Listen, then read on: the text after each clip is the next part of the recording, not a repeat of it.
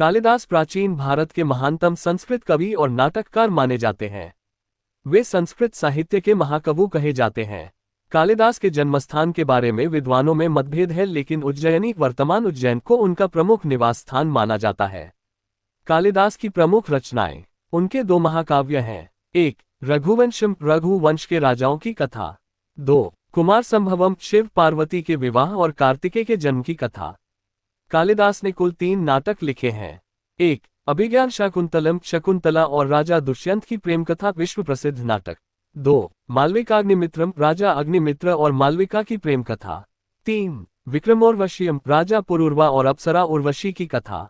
कालिदास के 2 खंड काव्य हैं, मेघदूतम और ऋतुसंहार। मेघदूतम, एक यक्ष अपनी प्रियतमा को मेघ के माध्यम से संदेश भेजता है, प्रकृति और विरह की सुंदर छवि। कालिदास चंद्रगुप्त विक्रमादित्य के दरबारी कवि थे। कालिदास को भारत का शेक्सपियर कहा जाता है। कालिदास के विवाह से जुड़ी कथा बहुत प्रसिद्ध और रोचक है, लेकिन यह ऐतिहासिक रूप से प्रमाणित नहीं है। कालिदास का विवाह राजकुमारी विद्योत्तमा से हुआ था। विद्योत्तमा बहुत ही विद्वान थी और उन्होंने प्रण किया था कि जो उन्हें शास्त्रार्थ में हराएगा वही उनका पति बनेगा। जब कोई भी विद्वान उन्हें शास्त्रार्थ में नहीं हरा पाया, तो कुछ विद्वानों ने मिलकर एक योजना बनाई और एक मूर्ख व्यक्ति, जो बाद में कालिदास बने, को विद्योत्तमा से विवाह करने के लिए तैयार किया। विद्योत्तमा ने कालिदास से मौन रहकर शास्त्रार्थ किया और कालिदास ने संकेतों में उत्तर दिए, जिससे विद्योत्तमा को पराजय स्वीकार करनी पड़ी और उनका विवाह कालिदास से हो गया।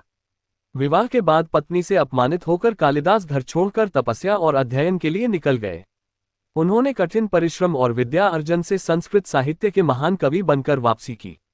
अपमान को यदि प्रेरणा बना लिया जाए तो वह सफलता की सीढ़ी बन जाता है। Thanks for watching. If you like this video, share and subscribe to the channel.